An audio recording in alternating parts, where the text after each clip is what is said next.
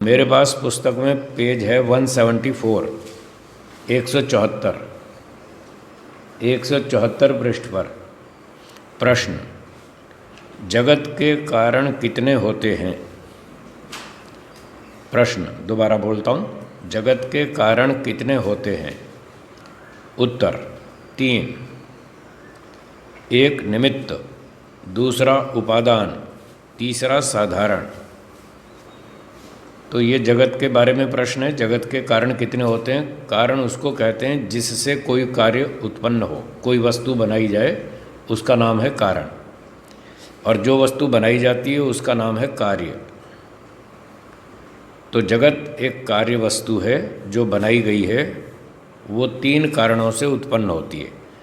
कोई भी वस्तु जो उत्पन्न होती है, हाँ आप ध्यान से सुनिएगा, जो भी वस्तु उत्पन्न होती है उसके 3 कारण होते हैं। फिर से बोल रहा हूँ, फिर बाद में झगड़ा नहीं करना, ध्यान से सुनो मेरी बात। जो भी वस्तु उत्पन्न होती है उसके 3 कारण होते हैं। हर वस्तु के 3 कारण होते हैं ऐसा नहीं कह रहा हूँ। जो वस्तु उत्पन्न होती है, जो उत्पन्न होती है उसके 3 होते हैं। जो उत्पन्न नहीं हुई उसका एक भी कारण नहीं होता, वो अनादि है, अनादि का कोई कारण नहीं होता। जो उत्पन्न होती है उसके 3 कारण होते हैं। जगत भी उत्पन्न हुआ है, इसके भी 3 कारण हैं। तो महर्षि जी बताते हैं, एक निमित्त कारण, दूसरा उपादान कारण, तीसरा साधारण कारण।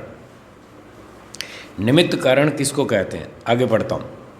निमित्त कारण उसको कहते हैं कि जिसके बनाने से कुछ बने, न बनाने से ना बने।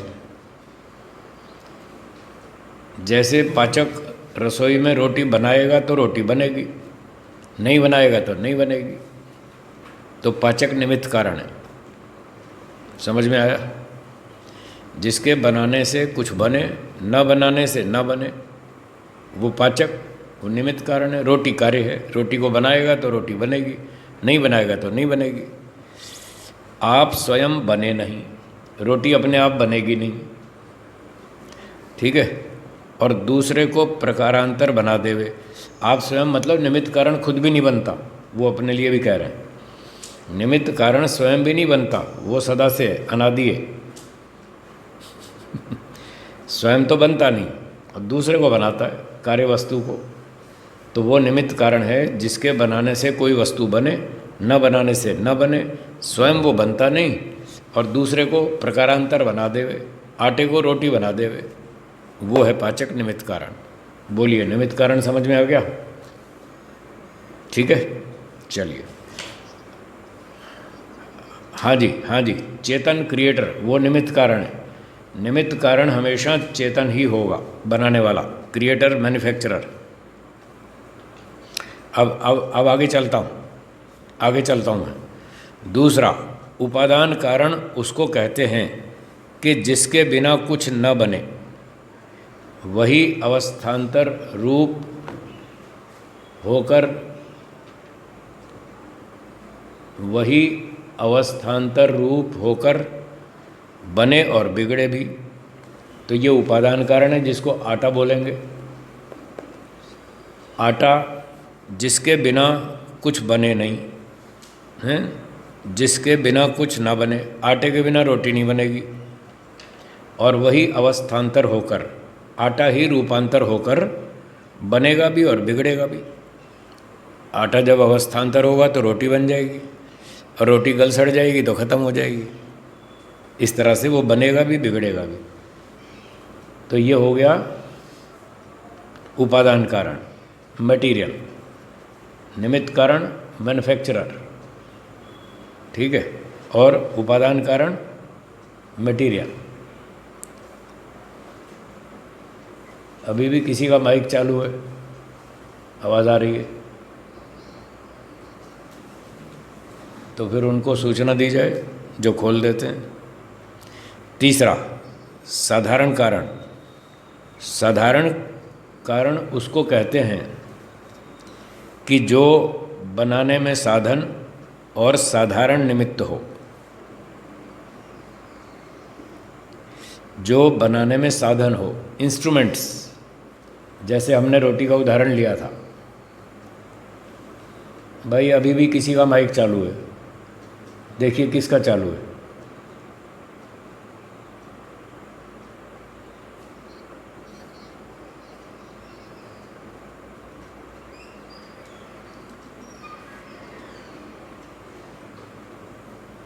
भाई जिनका माइक चालू है कृपया बंद रखें। आपको बातें करनी हो तो हमारी क्लास में मत बैठिए, हमको तो डिस्टर्ब ना करें कम से कम।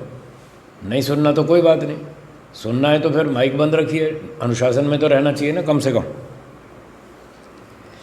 हाँ जी, तो तीसरा कारण उसको कहते हैं कि जो बनाने में साधन हो। तो रोटी कार्य है, पाचक निमित्त कारण है, आटा उपादान कारण है, और बनाने के साधन वो हैं, चूल्हा है, गैस का चूल्हा है, गैस सिलेंडर है, तवा है, चकला है, बेलन है। ये जितने इंस्ट्रूमेंट्स हैं इनका नाम है साधारण कारण।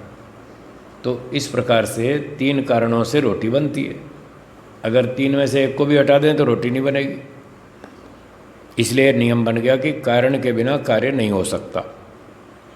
जिसके योगदान से कोई चीज़ बने और जिसका योगदान न मिले तो न बने, वो कारण।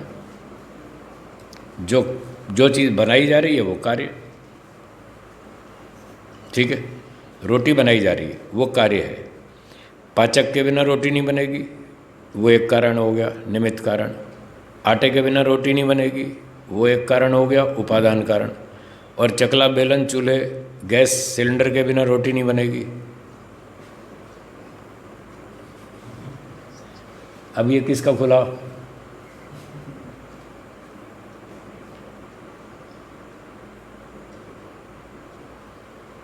आप ये निकाल के रखिए। अभी भी चालू है बाइक? किसका चालू है?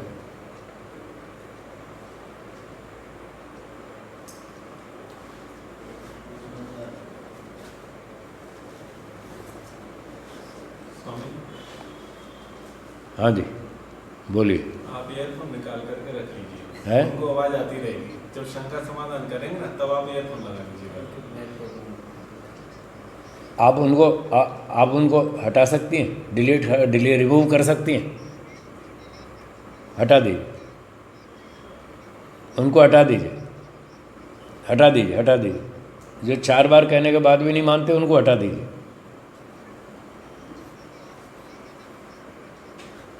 बस सीधी बात। हाँ, क्या पूछा? उनकी आवाज़ आती है तो आप ईयरफोन निकाल देंगे तो उनकी आवाज़ नहीं आएगी, आपकी बात उनको जाएगी। जब उनकी सुनना हो शंका समाधान ना, ऐसे नहीं, ऐसे नहीं। हाँ जी, साधारण कारण समझ में आ गया ना? जो इंस्ट्रूमेंट्स हैं साधन, उनका नाम है साधारण कारण। अब यहाँ शब्द को देखिए, साधारण कारण उसको कहते हैं जो कि बनाने में साधन और साधारण निमित्त हो। अब यहाँ जो निमित्त शब्द है इसके हटाकर इसके स्थान पे कारण लिख दीजिए। साधारण निमित्त मतलब साधारण कारण, मतलब सामान्य कारण। यहाँ निमित्त का मतलब निमित्त कारण नहीं है, मैन्युफैक्चरर नहीं है। यहाँ लोग गड़बड़ कर सकते हैं। साधारण निमित्त जो है कारण का इक्विवेलेंट वर्ड है, पर्यायवाची शब्द है। निमित्त बराबर कारण कर दीजिए। यस, या निमित्त काट के कारण कर काट के कारण ही लिख दो तो आपको फिर भ्रांति नहीं होगी। निमित्त के स्थान पर कारण लिख दें, अर्थात वो साधारण कारण है, इंस्ट्रूमेंट है या साधारण कारण है, सामान्य सहयोगी, पर कारण तो है, क्योंकि उसके बिना फिर रोटी नहीं बनेगी।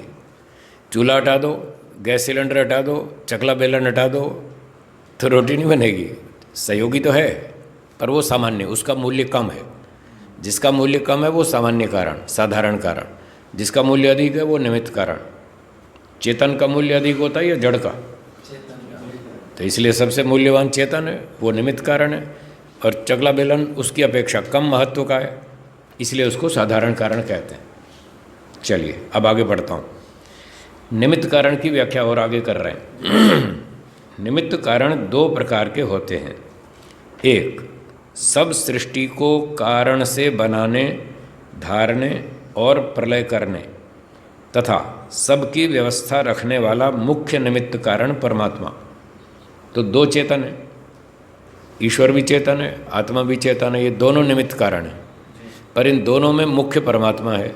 वो इतने बड़े ब्रह्मांड को बनाता है, चलाता है, धारण करता है, संभालता है, सारी व्यवस्था रखता है। इस कारण से मुख्य निमित्त कारण परमात्मा है। और दूसरा परमेश्वर की सृष्टि में से पदार्थों को लेकर अनेक विध कार्यांतर बनाने वाला साधारण निमित्त कारण ये जीवात्मा है। तो जीवात्मा क्या करता है? ईश्वर की बनाई हुई सृष्टि में से सोना निकाल लेता है, सोना, गोल्ड, और अंगूठी बनाता है, कुंडल बनाता है, तरह तरह के आभूषण बनाता है, हार बनाता है। ये जीवात्मा ईश्वर की बनाई सृष्टि में से पदार्थों को लेता है और तरह तरह के कार्य वस्तुएं बनाता रहता है, वो चेतन जीवात्मा। तो ये दो निमित्त कारण हो गए। ठीक है। अब गेहूँ ले ली, ईश्वर की बनाई सृष्टि में से गेहूँ ले ली, उसको पीस के आटा बना लिया, आटा बना के उसकी रोटी बना दी, हलवा बना दिया, पूरी बना दी। तो ये बनाने वाला जो चेतन जीवात्मा है वो भी निमित्त कारण है। तो कुछ वस्तुएं ईश्वर बनाता है, कुछ वस्तुओं को जीवात्मा बनाता है, इसलिए दोनों चेतन हैं, दोनों निमित्त कारण। ईश्वर अपनी वस्तुओं का निमित्त कारण है और जीव अपनी वस्तुओं का निमित्त कारण है। दोनों के अलग अलग क्षेत्र हैं। ठीक हो गया। अब उपादान कारण। प्रकृति, परमाणु, जिसको सब संसार के बनाने की सामग्री कहते हैं, वह जड़ होने से अपने आप न बन और न बिगड़ सकती है, किंतु दूसरे के बनाने से बनती और बिगाड़ने से बिगड़ती है। ये एक सामान्य नियम है। प्रकृति प्रलय अवस्था में सत्वरजतम परमाणु चुपचाप पड़े हुए थे, जड़ थे, बेहोश थे। उनको तो कभी भी होश नहीं आता, सदैव बेहोश ही रहते हैं वो तो, फिर भी चुपचाप पड़े हुए थे, निष्क्रिय। तो प्रकृति का मतलब हो गया सत्वरजतम, परमाणु का मतलब हो गया पार्थिव जलीय आग्नेय परमाणु, अथवा वो प्रकृति के सत्वरजतम का नाम भी हो सकता है परमाणु, और पार्थिव जलीय परमाणु उसका नाम भी हो सकता है। दोनों ढंग से हो सकता है। परमाणु शब्द इन दोनों के लिए प्रयोग होता है। तो प्रकृति और परमाणु, जिसको सब संसार के बनाने की सामग्री कहते हैं। प्रकृति को सूक्ष्म 18 तत्वों के बनाने की सामग्री कहते हैं और पार्थिव परमाणुओं को स्थूल जगत के बनाने की सामग्री कहते हैं। तो दोनों तरह से व्याख्या हो सकती है।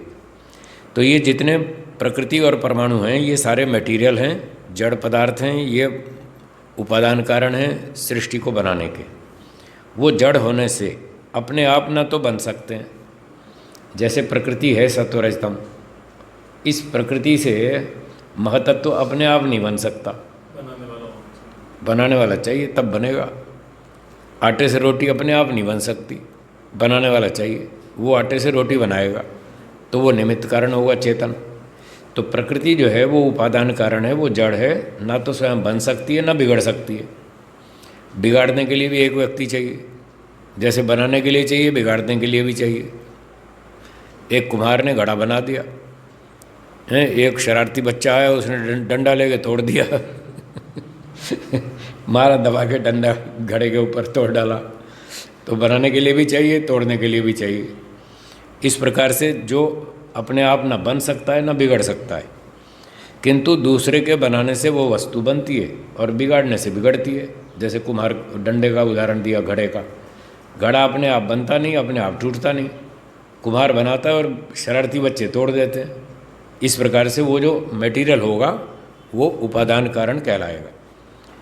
तो ये सामान्य नियम है कि जब तक कोई बनाएगा नहीं तब तक बनेगा नहीं, जब तक कोई तोड़ेगा नहीं तब तक टूटेगा नहीं। ये सामान्य नियम।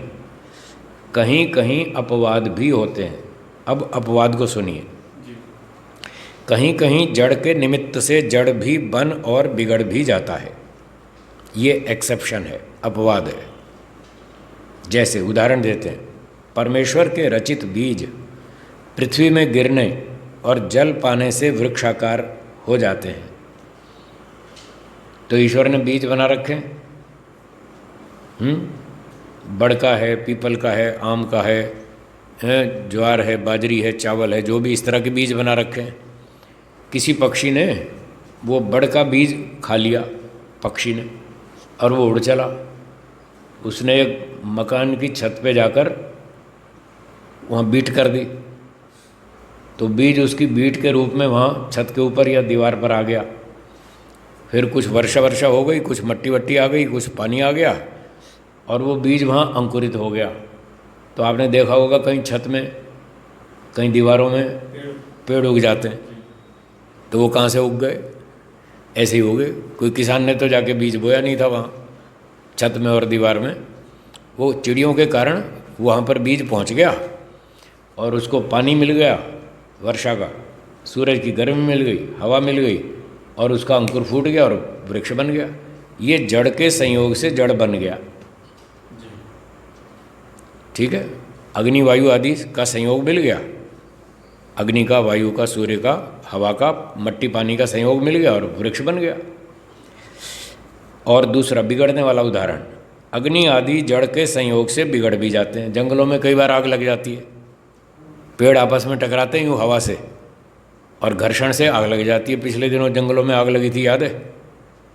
कहाँ, विदेशों में कहीं आग लगी थी, ऑस्ट्रेलिया में या कहीं पर खूब बहुत भयंकर आग लगी थी। कितने तो लाखों प्राणी मर गए जल के और पेड़ जल के मर गए, नष्ट हो गए कितने सारे। तो कहीं कहीं ऐसा होता है, हवा तेज़ चली वो जड़ है और हवा के चलने से पेड़ टकराए, उनके टकराने से उसमें घर्षण हुआ और आग निकली और आग लग गई और वो लग गई चलती गई, वहाँ नाश हो गया। तो कभी कभी होता है ऐसा, परंतु आगे लिखा है इनका नियम पूर्वक बनना और बिगड़ना परमेश्वर और जीव के अधीन है। सिस्टमेटिक क्रिएशन वो चेतन करेगा। ये तो तुक्के से बन गया कहीं वृक्ष, वो तो तुक्का लग गया, वो तुक्का एक्सेप्शन है। और सिस्टमेटिक जो क्रिएशन होगी, जैसे रोटी बनेगी, कार बनेगी, बंगला बनेगा, वो बुद्धिमान चेतन लोग ही बनाएंगे। बंगला ऐसे ऑटोमेटिक नहीं बन जाएगा, कार को अपने आप नहीं बन जाएगी, तुक्के से नहीं बनती, वो टेक्निक से बनती है, बुद्धिमान चेतन बनाने वाला चाहिए। तो सूर्य, पृथ्वी आदि जो बड़ा ब्रह्मांड है, ये सब सिस्टमेटिक क्रिएशन है, इसके लिए बनाने वाला चेतन ईश्वर चाहिए। और रोटी, scooter, car, computer, mobile, telephone, television, ये सिस्टमेटिक क्रिएशन है, इसको बनाने वाला मनुष्य चेतन आत्मा चाहिए, तब जाके ये चीज़ बनेंगे नियम पूर्वक। तो ये प्रसंग यहाँ पर पूरा हुआ। अब आगे कहते हैं, जब कोई वस्तु बनाई जाती है तब जिन जिन साधनों से, अर्थात ज्ञान, बल, दर्शन, बल, हाथ और नाना प्रकार के साधन और दिशा, काल और आकाश, ये साधारण कारण होते हैं। मान लो एक इंजीनियर ने कार बनाई, फैक्ट्री के अंदर बहुत सारे पुर्जे बनाए, फिर उन सारे पुर्जों को जोड़ के असेंबल कर दिया, कार खड़ी कर दी। तो ये जब कार वस्तु बनाई जाती है तो जिन जिन साधनों से बनाई गई, तो क्या क्या साधन इस्तेमाल हुए? एक तो ज्ञान इस्तेमाल हुआ, नॉलेज, कि पुर्जे कैसे बनेंगे और जोड़ने कैसे हैं, तो ज्ञान का प्रयोग होगा। दर्शन, देखना भी पड़ेगा, आँख का भी इस्तेमाल करेंगे। बल, ताकत भी लगेगी, पुर्जे भारी भारी उठा उठा के जोड़ो, हैं, एक्सल जोड़ो, इंजन जोड़ो, क्लच प्लेट जोड़ो, गियर बॉक्स जोड़ो, ताकत भी लगेगी उसमें जोड़ने में, हाथ भी लगेगा। और नाना प्रकार के साधन, मशीन, टूल्स, क्रेन वगैरह, बहुत सारी चीज़ें उसमें इस्तेमाल होंगी। और वहाँ पर दिशा, काल और आकाश, ये भी कारण होंगे। ये सब साधारण कारण हैं, ये भी हेल्पिंग ऑब्जेक्ट्स हैं, ये भी सहयोगी हैं, इनके बिना भी वो कार नहीं बन पाएगी। तो जैसे बताया था, रोटी बनानी है तो चूल्हा, चकला, बेलन, गैस, सिलेंडर आदि, तवा, सब कुछ चाहिए। ऐसे कार बनाने में ये सारे इंस्ट्रूमेंट्स चाहिए। तो ये साधारण कारण कहलाएंगे जो इंस्ट्रूमेंट्स हैं। अब उदाहरण देते हैं, जैसे घड़े को बनाने वाला कुम्हार, ये निमित्त कारण हो गया। मैन्युफैक्चरर, जिसने घड़े को बनाया, वो निमित्त कारण। मिट्टी उपादान, जिसके होने पर कुछ बनेगा, न होने पर नहीं बनेगा। तो मट्टी होगी तो घड़ा बनेगा, नहीं होगी तो नहीं बनेगा, ये उपादान कारण। बाकी सारे सहयोगी साधन, साधारण कारण। चक्र, दंड आदि सामान्य निमित्त, या फिर आया निमित्त। निमित्त का मतलब कारण, सामान्य निमित्त मतलब सामान्य कारण, अर्थात साधारण कारण। ये साधारण कारण है, सहयोगी चीज़ें। चाक है, डंडा है, दिशा है, काल है, आकाश है, प्रकाश है। लाइट भी चाहिए ना, लाइट में बनाएगा वो कुम्हार घड़े को। और दिशा, काल, आकाश, प्रकाश, हाथ, आँख, ज्ञान, क्रिया, ये सब निमित्त, ये सब निमित्त, निमित्त का मतलब कारण, हर जगह वही, निमित्त का मतलब कारण, ये सब कारण साधारण, बस। और निमित्त कारण ये छोड़ दीजिए, ये गलत है, मिसप्रिंट है ये निमित्त कारण तो है ही नहीं, ये तो साधारण कारण है। निमित्त कारण भी होते हैं ऐसे। नहीं नहीं, पीछे बता तो दिया, निमित्त साधारण, ये सब कारण, निमित्त की जगह रख दो कारण शब्द, तो ये सब साधारण कारण है, बस ये अर्थ निकालना, बाकी जो फालतू शब्द है वो काट दो। ये हटा दें, निमित्त कारण भी होते हैं। दो शब्द काट दीजिए, और निमित्त, ये दो शब्द काट दीजिए, और निमित्त, ये दो हटा के अब देखिए, तो हाथ, ज्ञान, क्रिया आदि निमित्त, मतलब ये कारण, निमित्त के स्थान पे कारण शब्द रख देंगे। इतने हाथ, ज्ञान, क्रिया आदि कारण साधारण कारण भी होते हैं, ये वाक्य बचेगा, हैं? निमित्त भी काट देते हैं, पहले का निमित्त बाद का निमित्त। पहले वाला निमित्त के स्थान पे कारण लिख लो, ठीक है। इत्यादि कारण, कारण तो है ही ये, तो इनका नाम कारण है। तो हाथ, पैर, आँख, नाक, कान, दिशा, काल, आकाश आदि जो कारण हैं, ये कारण साधारण कारण भी होते हैं घड़े के बनाने में। यदि ये नहीं होंगे तो घड़ा नहीं बनेगा, इस दृष्टि से भी लगाया, क्योंकि इससे पहले दो कारण बताए जा चुके हैं, निमित्त कारण और उपादान कारण। ये तो कारण होते ही हैं, ये भी कारण होते हैं, तो जो बाकी सहयोगी चीज़ें ये भी कारण हैं। कौन सा कारण? साधारण कारण। इस तरह से अर्थ बनेगा। इन तीन कारणों के बिना कोई भी वस्तु नहीं बन सकती और ना बिगड़ सकती। तो मैंने कहा था यदि कोई वस्तु बनेगी तो तीन कारण होंगे, अगर बनी ही नहीं तो कोई कारण नहीं, बनेगी भी नहीं तो बिगड़ेगी भी नहीं। इसलिए ये नियम याद रखें, जो भी वस्तु बनती बिगड़ती है उसके तीन तीन कारण चाहिए, उसके बिना वो वस्तु न बनेगी न बिगड़ेगी।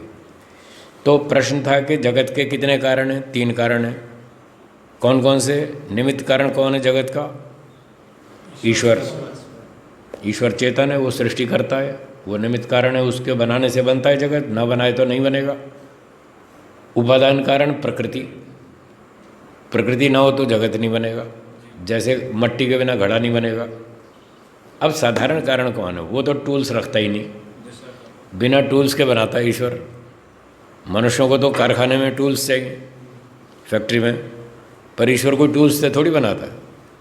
तो ईश्वर किससे बनाता है? अपने ज्ञान से। देखिए इसमें ज्ञान भी लिखा है, साधारण कारणों में जो बनाने वाला मैन्युफैक्चरर है उसका ज्ञान, उसका बल।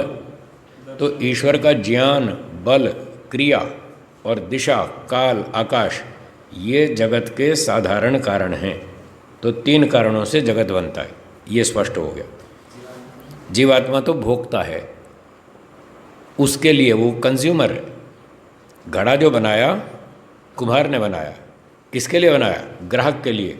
ग्राहक इन तीन कारणों से अलग है,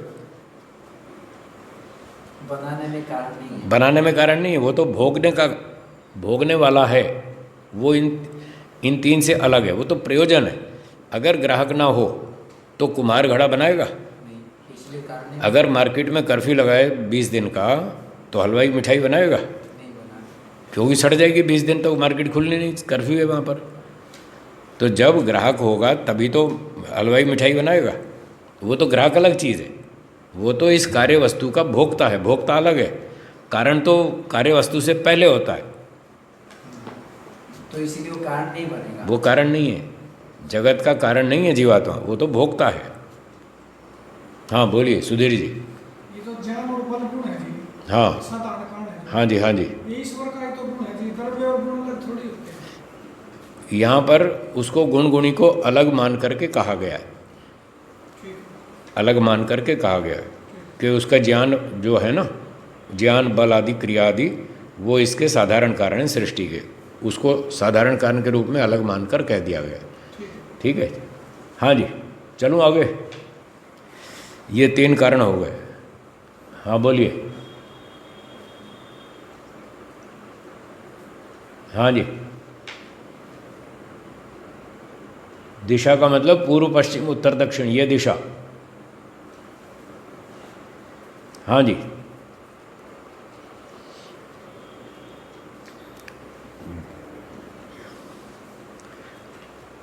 जब कोई वस्तु बनाई जाएगी तो वो दाएं बाएं हिलाई जाएगी या नहीं? तो ये दिशा हो गई ना, पूर्व पश्चिम। बिना हिलाए तो आप बनाओगे कैसे घड़े को? हिलाना पड़ता है, कहीं गोल घुमाएंगे, कभी आगे करेंगे, कभी पीछे करेंगे, कभी कोई चीज़ उसमें फिट करेंगे, कुछ निकालेंगे, तो दिशाओं का तो प्रयोग हो गई। क्लॉकवाइज घुमा, ठीक है। काल का मतलब समय, तो टाइम भी लगेगा। बिना टाइम के तो कोई चीज़ बनती नहीं। आप दाल बनाओ टाइम लगेगा, सब्जी बनाओ टाइम लगेगा, पराठा बनाओ टाइम लगेगा, सूर्य बनाओ टाइम लगेगा, पृथ्वी बनाओ टाइम लगेगा। तो टाइम भी लगेगा, वो समय है। और आकाश मतलब खाली जगह, स्पेस के बिना तो वस्तु बनाएंगी कहाँ? वस्तुओं को परमाणुओं को हिलाना पड़ेगा तो स्पेस में ही तो हिलेगा। स्पेस ना हो तो हिलेगा नहीं, हिले बिना बनेगा नहीं। इसलिए दिशा काल आकाश तीनों का इसमें इन्वॉल्वमेंट है, तीनों इसमें सहयोगी हैं। तो वो साधारण कारण हो गए। चलिए आगे चलते हैं जी। वो गौण निमित्त कारण है, मुख्य निमित्त कारण ईश्वर है। संतान क्या है? शरीर। तो शरीर को बनाने वाला कौन है? माता पिता बनाते हैं या ईश्वर बनाता है? तो ईश्वर मुख्य निमित्त कारण हुआ। माता पिता गौण निमित्त कारण है। यहाँ दो निमित्त कारण है। शरीर जो संतान पैदा होती है उसमें दो निमित्त कारण है। एक माता पिता गौण है, वो जब तक रजवीरी का संयोग नहीं करेंगे संतान बनेगी नहीं। तो कुछ रोल उनका भी है। जी हाँ, बाकी पूरी मैन्युफैक्चरिंग तो ईश्वर करेगा शरीर की। वो तो केवल इतना सा काम करेंगे, संयोग मात्र करेंगे, बस इतना ही है उनका रोल। बाकी तो ईश्वर का ही काम है। इसलिए शरीर बनाने में मुख्य निमित्त कारण ईश्वर है और माता पिता गौण निमित्त कारण हैं। दोनों निमित्त, क्योंकि वो भी चेतन है। चेतन वस्तु निमित्त कारण होती है।